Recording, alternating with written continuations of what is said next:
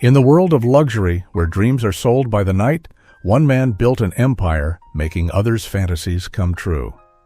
But behind the grand facades and gilded lobbies of his hotels, a forgotten promise is about to check in.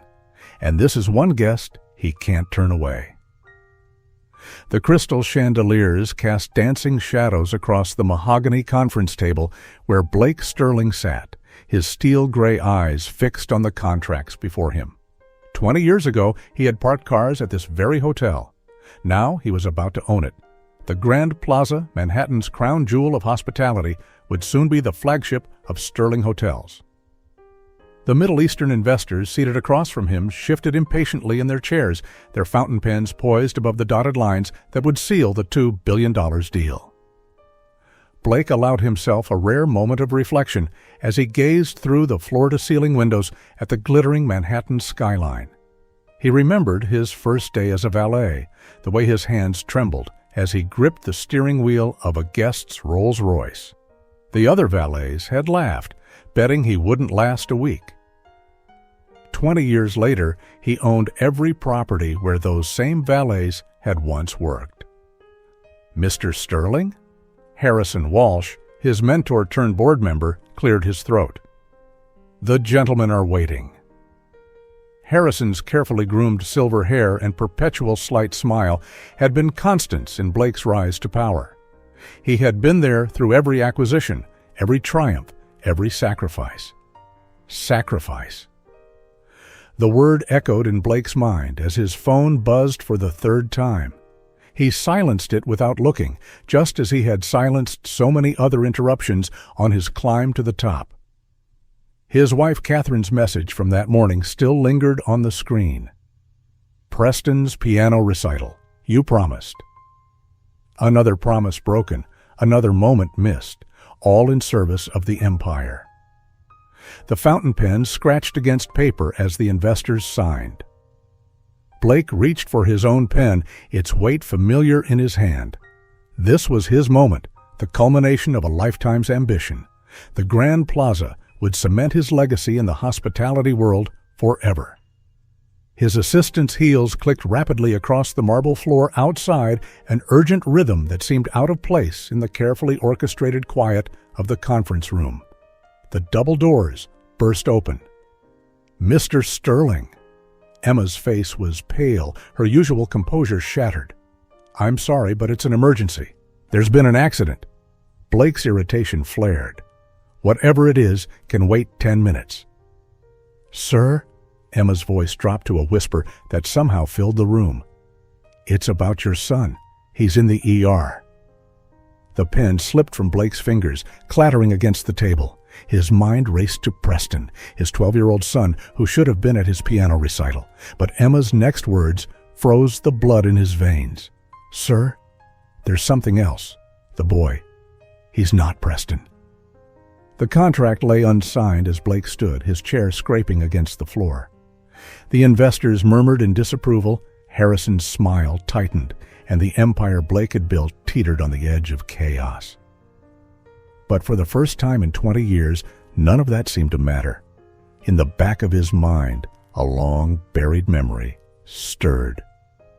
Room 1242, a whispered promise, and a choice he'd made when the empire was nothing more than a dream. As he strode toward the elevator, Blake Sterling, the man who had built his life on controlling every detail, was about to face the one thing he couldn't control: his past. Mount Sinai Hospital was a different kind of luxury, one of stark whites and sharp antiseptic scents that cut through the lingering traces of Blake's cologne. His Italian leather shoes squeaked against the freshly polished floors as he followed a nurse through the maze of corridors, his mind racing between thoughts of Preston and the unsigned contracts he'd left behind.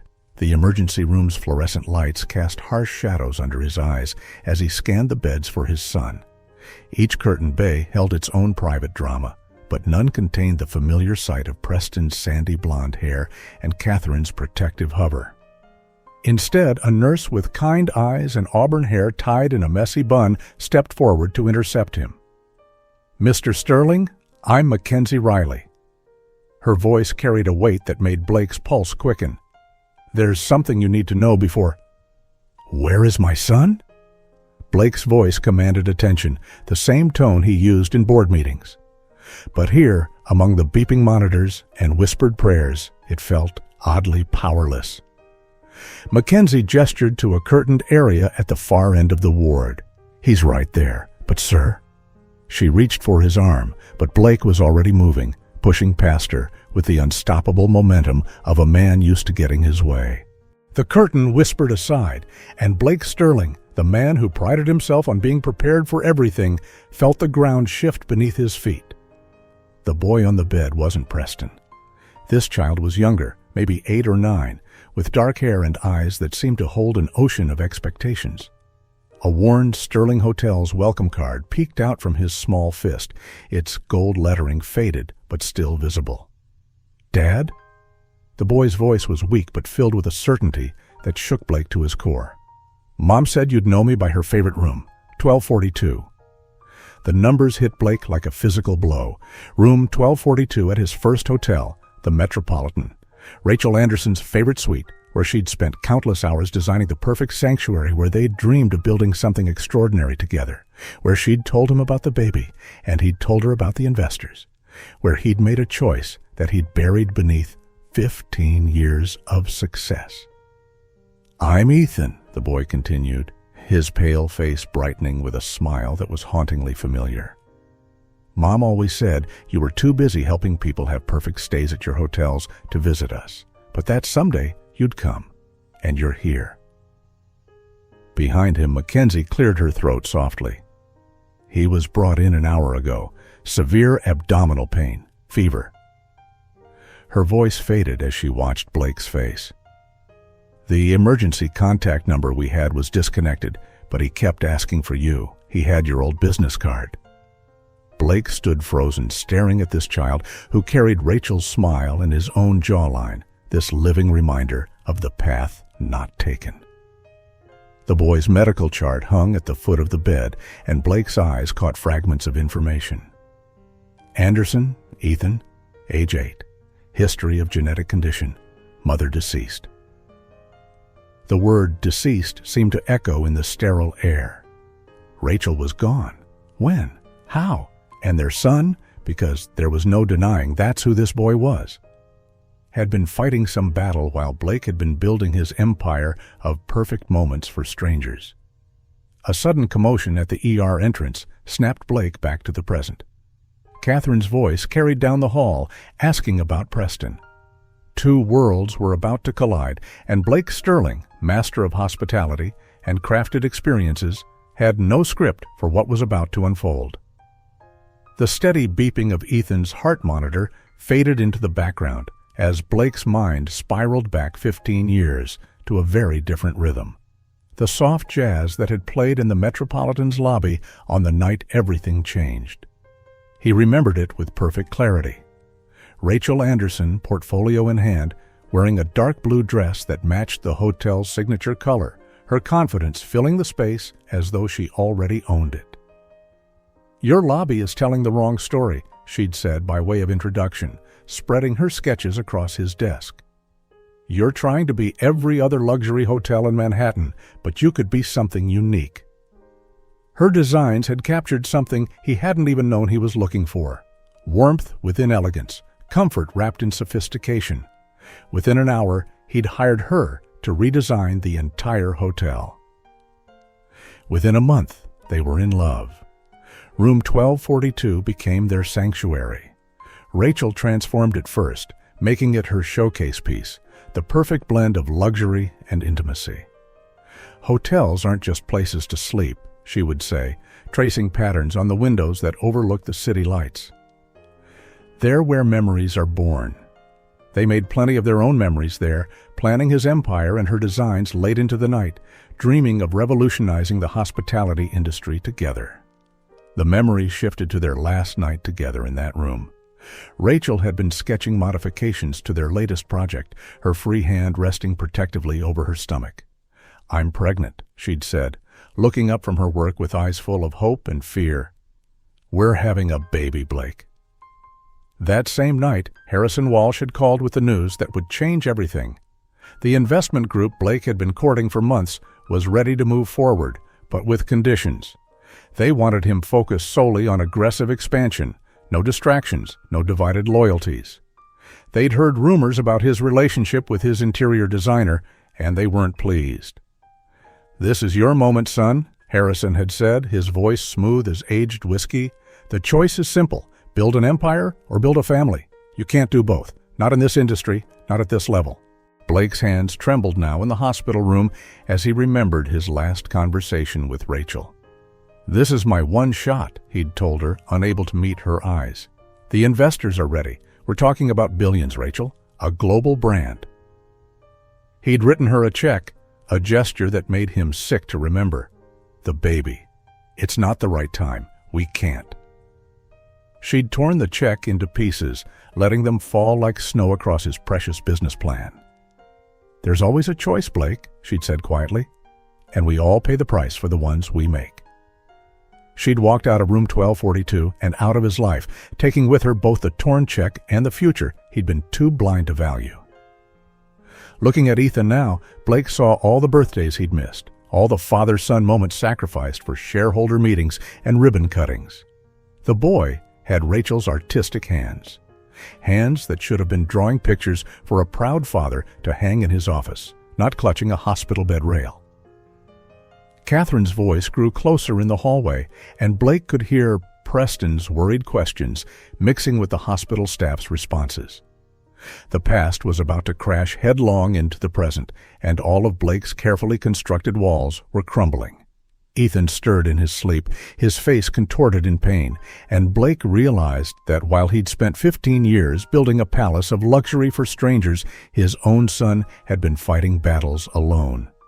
A soft touch on his shoulder startled him.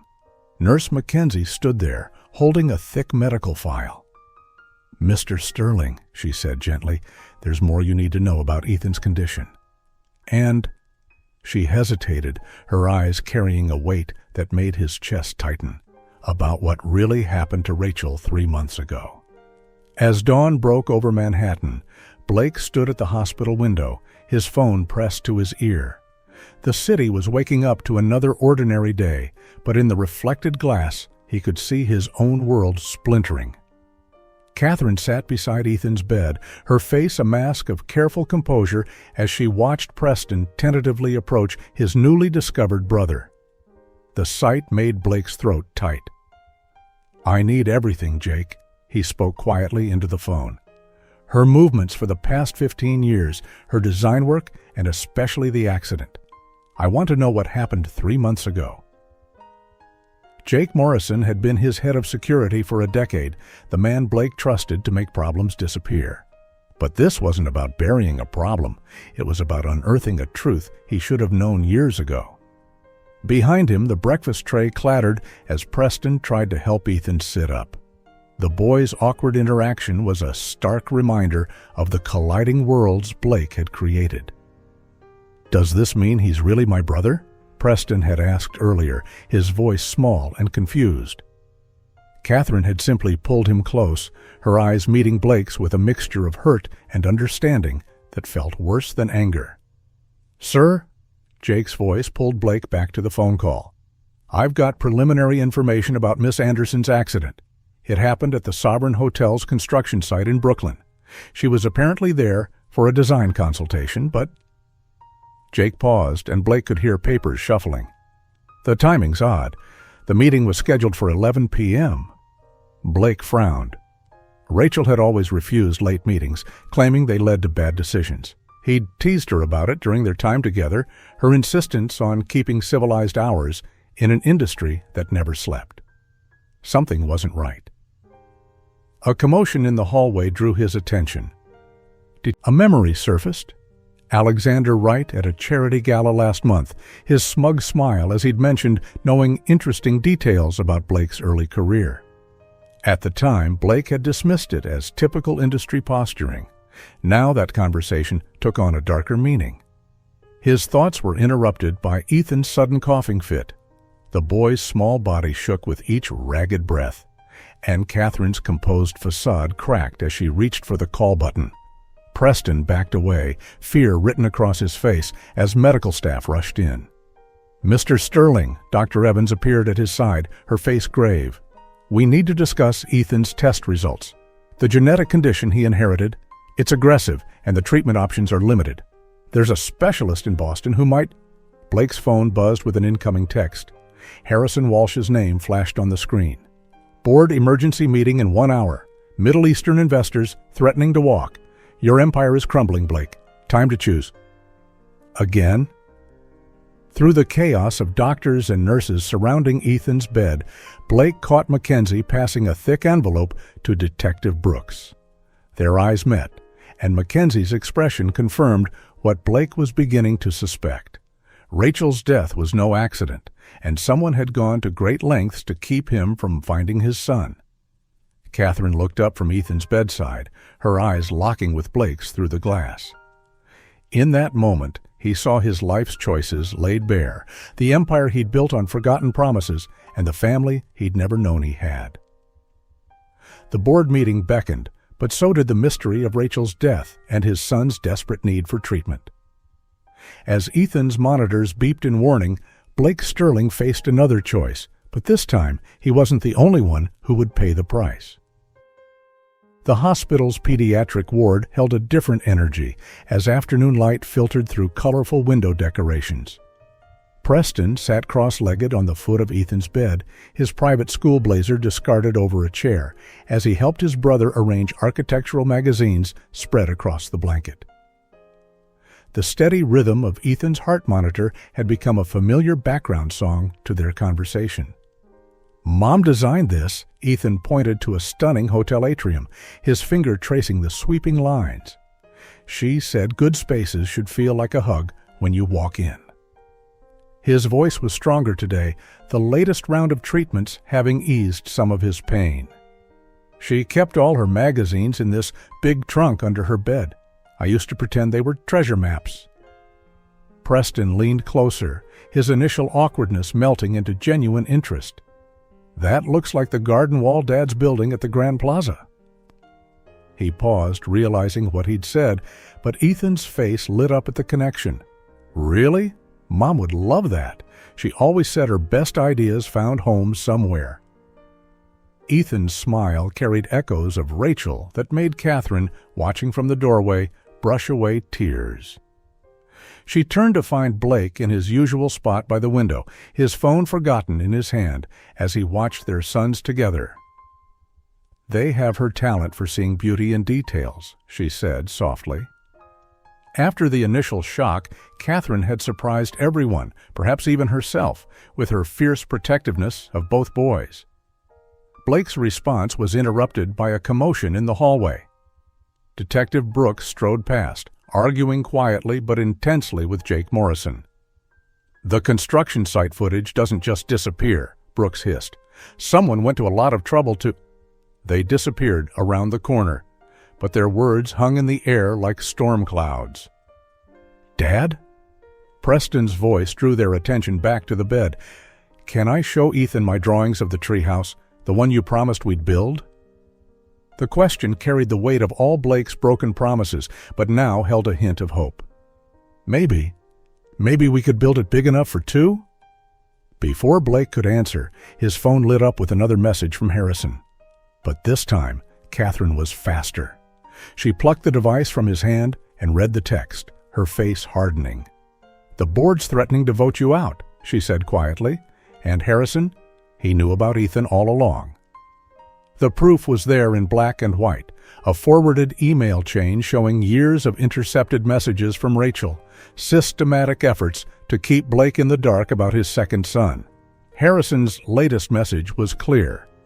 "You're making the wrong choice again, Blake. Some secrets should stay buried."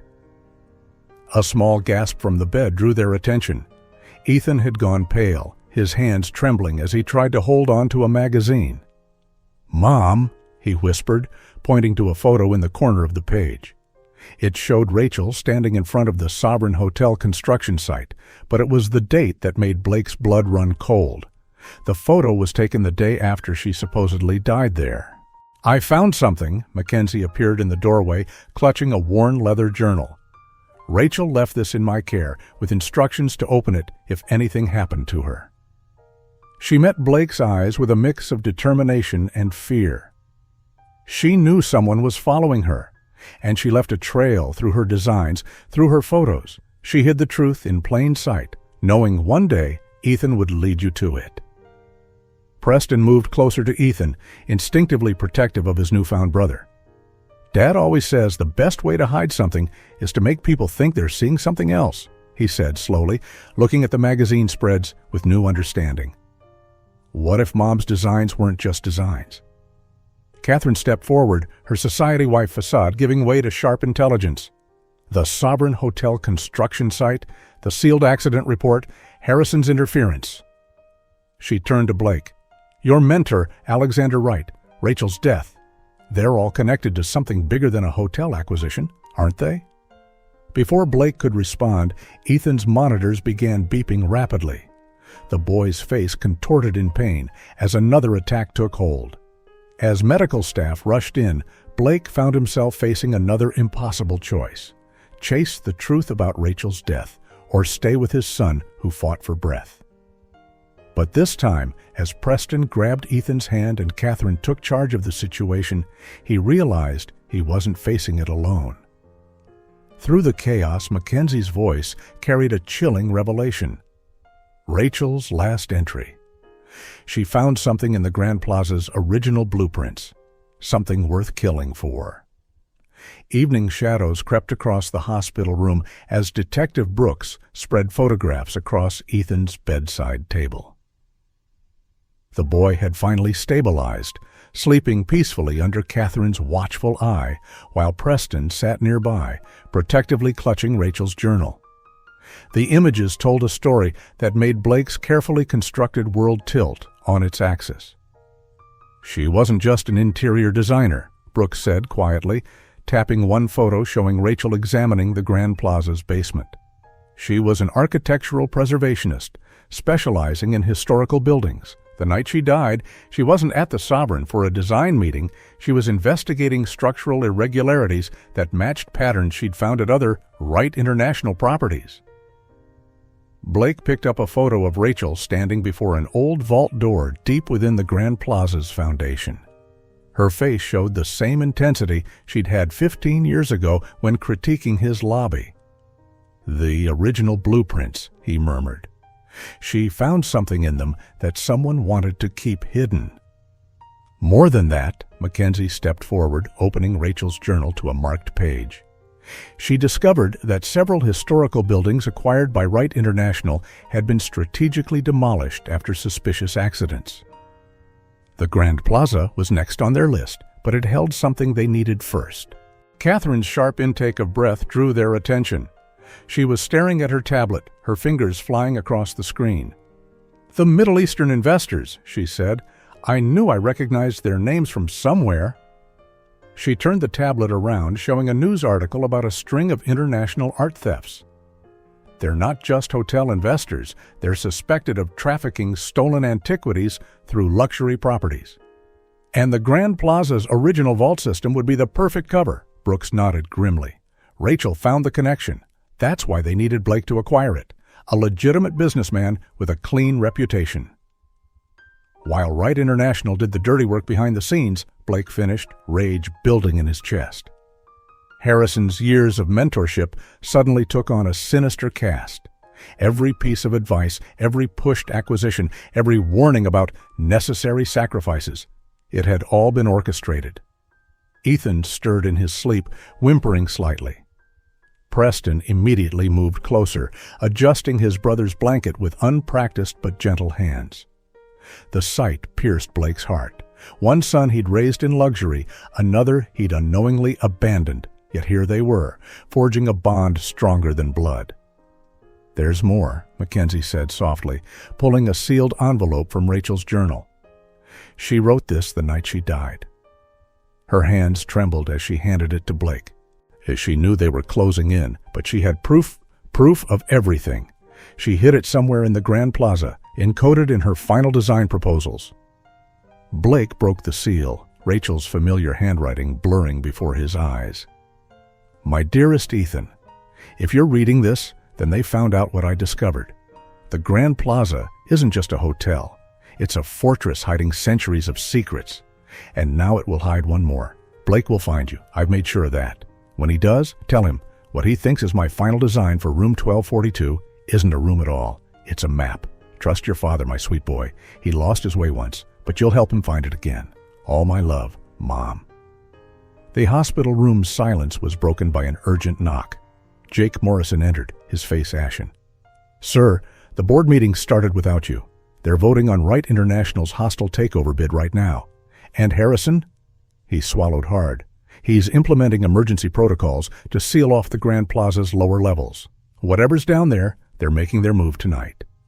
Blake looked at his sleeping son, then at Preston's worried face, and finally at Catherine, who nodded almost imperceptibly.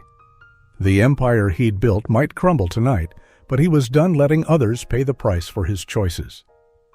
Detective Brooks, how quickly can you get a warrant? Already have one, Brooks smiled grimly, just waiting for you to choose the right side. Catherine stood, her society wife demeanor replaced with steel. Preston, stay with your brother. Mackenzie will help me move Ethan to a secure floor. She met Blake's eyes. Go. Find the truth Rachel died protecting, but this time, come back to both your sons. As Blake headed for the door, Preston's voice stopped him. Dad? Room 1242. Mom always said it was where memories are born, right? His young face was thoughtful as he looked at the design magazines scattered across Ethan's bed. What if it's also where they're kept? Blake's mind raced to the original Metropolitan Hotel, to the room where everything began and ended with Rachel. She wouldn't have hidden the proof in the Grand Plaza at all. She would have left it where she knew he'd eventually return. But as his phone lit up with Harrison's name again, Blake realized he wasn't the only one who might have figured that out. The Metropolitan Hotel's lobby was a ghost of its former glory. Construction tarps draped the furniture like funeral shrouds, and the air hung heavy with dust and memories. Blake's footsteps echoed across the marble floor as he made his way to the service elevator, Detective Brooks close behind. The building had been closed for renovation, or so Harrison had claimed when he'd pushed for its sale 6 months ago. Security cameras are already disabled. Jake Morrison's voice crackled through their earpieces. But you've got company. Wright's men entered through the loading dock 2 minutes ago. Whatever Rachel hid in 1242, they're after it too. Blake's mind raced back to the last time he'd stood in this lobby. The Metropolitan had been his first success, the foundation of his empire. Now it felt like a mausoleum of buried truths. His phone buzzed, a video call from Catherine. The board meetings turned ugly, she said, her face illuminated by hospital fluorescence. Behind her, he glimpsed Preston showing Ethan something on a tablet. Harrison's painting you as mentally unstable, claiming grief over Rachel's death has made you paranoid. They're voting on the right acquisition in 20 minutes. Ma'am, Brooks interrupted. Ask the boys about that tablet. What are they looking at? The camera panned to Preston and Ethan. They had Rachel's old design magazines spread around them, comparing them to something on the screen. It's Mom's old website, Ethan said excitedly. Preston found it archived online. Look at the pattern she used for all her vault rooms. It's like a signature, but it's not just a design, Preston finished. It's like she said, it's a map. And it's the same in every hotel she worked on after she left Dad. She wasn't just designing rooms, she was documenting something. Blake's heart pounded as the elevator doors opened to the 12th floor. The corridor stretched before them, dark, except for emergency lighting that cast long shadows. Room 1242 waited at the end, its door slightly ajar. Harrison Walsh stood in the doorway, silhouetted against the city lights beyond. I always knew you'd figure it out eventually, Harrison said, not turning around. Rachel certainly counted on it. Quite brilliant, really, hiding her evidence in plain sight, knowing your guilt would eventually lead you back here. He finally faced Blake, and his perpetual slight smile seemed sinister in the dim light. The question is, are you ready to learn what your empire is really built on? Behind Harrison, the room was a time capsule. While the rest of the hotel had been stripped bare, Room 1242 remained exactly as it had been 15 years ago.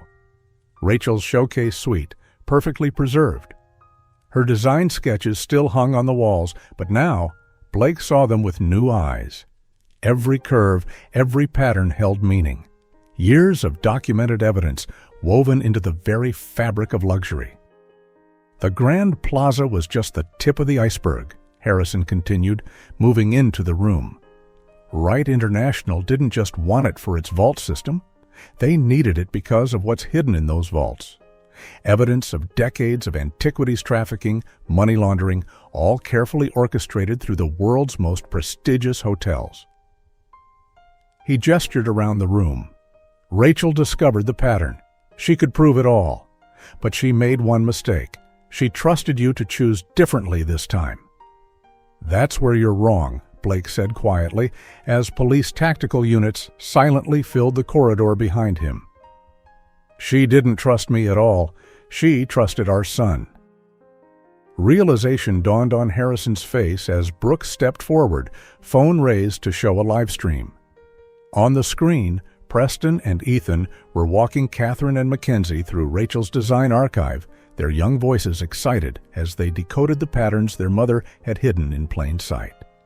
Decades of evidence, documented in every hotel she designed after leaving Blake, all leading back to this room and broadcasted live to every board member's email.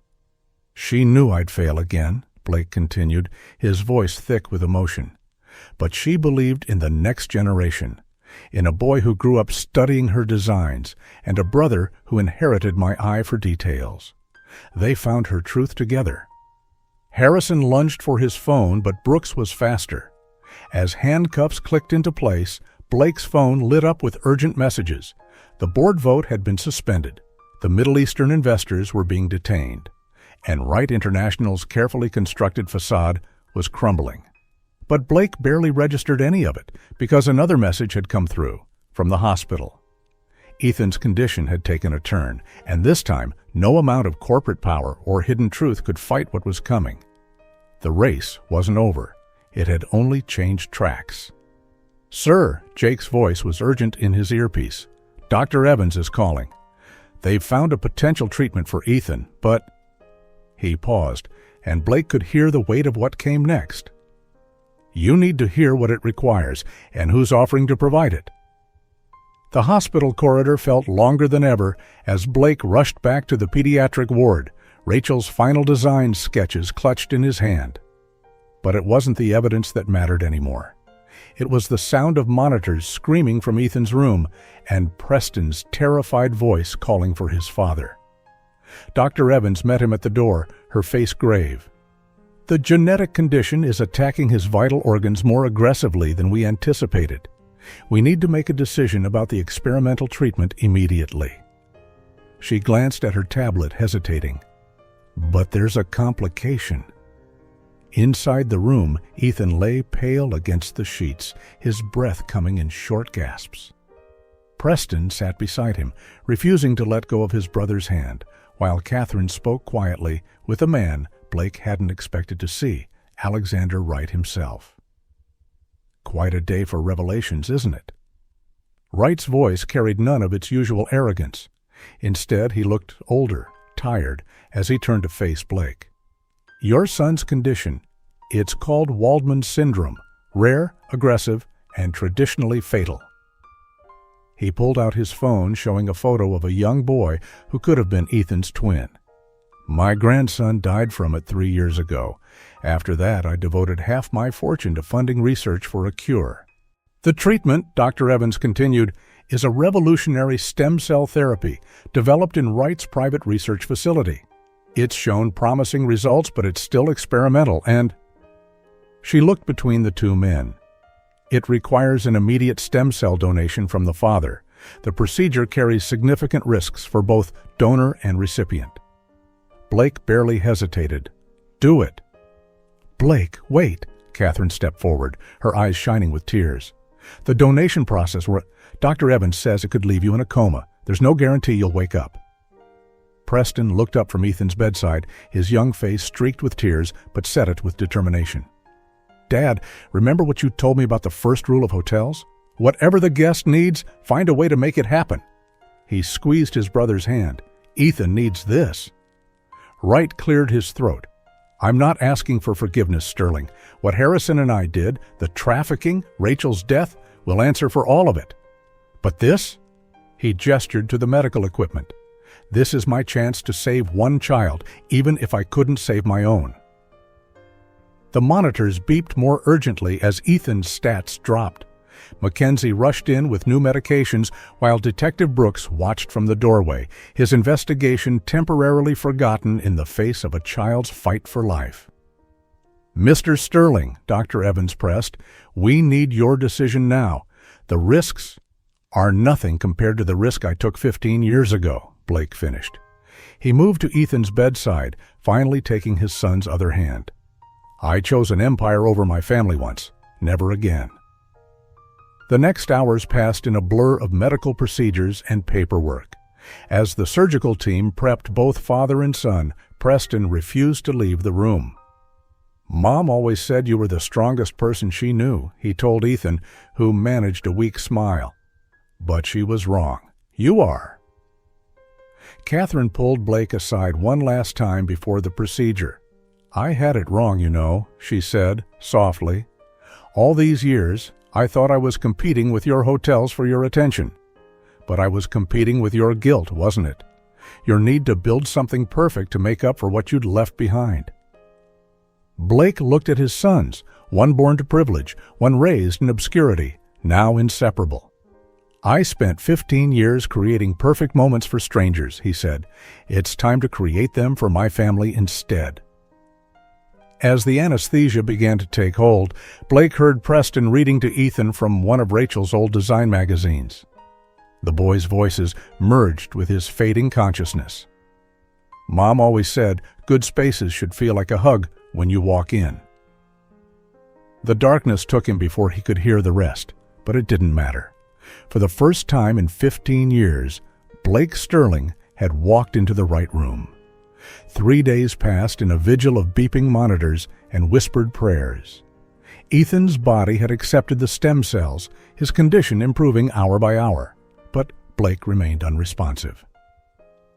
The private hospital suite that Catherine had arranged held both father and son, their monitors creating a duet of uncertain harmony. Preston hadn't left the room since the procedure, splitting his time between reading to his brother and talking to his father about everything. School, his architectural drawings, the treehouse they would build together. The doctors said Blake might be able to hear them, and Preston was determined not to waste a single moment.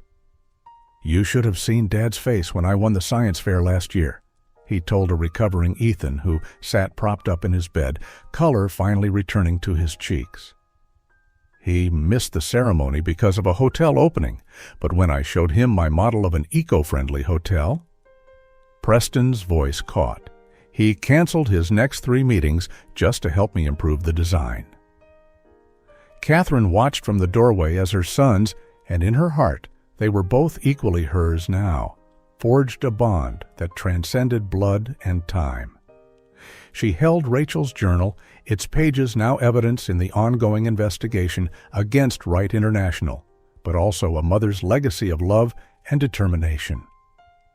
The board sent these over, Mackenzie said quietly, entering with a stack of papers. They're voluntary resignation letters from everyone involved in Harrison's scheme, and, she hesitated, Alexander Wright's formal confession, along with documentation of all trafficking operations. He's cooperating fully with the authorities. Detective Brooks appeared behind her, his usual gruffness softened. Wright's testimony will put Harrison away for a long time. The DA's office is calling it the biggest antiquities trafficking bust in history. He looked at the unconscious Blake. Your husband's empire might have cracked, but its foundation was clean. Everything else can be rebuilt. No, Catherine corrected gently, not rebuilt, transformed. She shared her tablet screen showing preliminary plans for the Sterling Hotel Group's new direction. Every property will include a children's medical research wing, the Grand Plaza's vault system. It's being converted into a secure storage facility for hospitals, even the Metropolitan. She smiled at Ethan. Room 1242 will become a sanctuary for families dealing with Waldman's syndrome. A soft knock interrupted them. Dr. Evans entered, her face brightening as she checked Ethan's latest results. The stem cell therapy is exceeding all expectations. Ethan's genetic markers are stabilizing. If this continues... She squeezed Catherine's hand. We're looking at a full recovery. But Dad isn't waking up, Preston said softly, voicing the fear they'd all been carrying. Why isn't he waking up? Ethan reached for his brother's hand with a strength that would have been impossible days ago. Mom always said Dad's timing was terrible, he offered with a slight smile. Maybe he's just being fashionably late. As if on cue, Blake's fingers twitched. The movement was slight, but in the quiet room, it felt like an earthquake. Preston lunged for the call button while Catherine rushed to her husband's side. Ethan watched with wide eyes as his father's eyelids began to flutter. "About time, boss," Jake Morrison said from his post by the door, his gruff voice betraying more emotion than he'd intended. "The Empire's falling apart without you." But when Blake's eyes finally opened, they didn't seek out reports or contracts or evidence of his crumbling business. Instead, they found his sons, both of them. And in that moment, his empire was perfect. "Did we?" His voice was hoarse, barely a whisper. "Did we get the hug right?" Ethan's laugh was the most beautiful sound Catherine had ever heard. Mom would say we're getting there. As medical staff rushed in to check Blake's vitals, Detective Brooks pulled Catherine aside. "There's something else you should know. In Rachel's final design files, we found plans for one more project, something she never got to build." He handed her a USB drive. She called it the Sterling Legacy, and well, you should see it yourself. Catherine looked at her family, her husband returning to them, her sons supporting each other, the future stretching out before them like an open road, and knew that whatever Rachel's final design held, it would be a blueprint, not just for buildings, but for healing. 1 year later, the Metropolitan Hotel stood transformed against the Manhattan skyline. Its restored facade gleamed in the morning sun, but it was the new wing that drew every eye. A sweeping glass structure that seemed to embrace the original building like a parent's protective arms. Above its entrance, elegant letters spelled out, "The Sterling Legacy, Center for Family Healing." Blake stood in the renovated lobby, his sons on either side of him as Catherine prepared to cut the ribbon.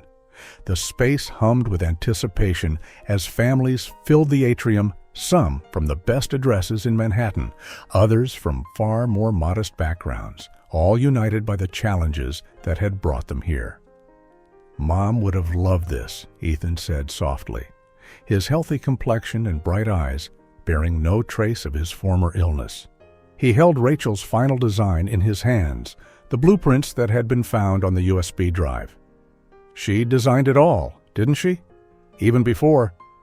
"She designed it the day she left," Blake confirmed, his hand resting on his son's shoulder.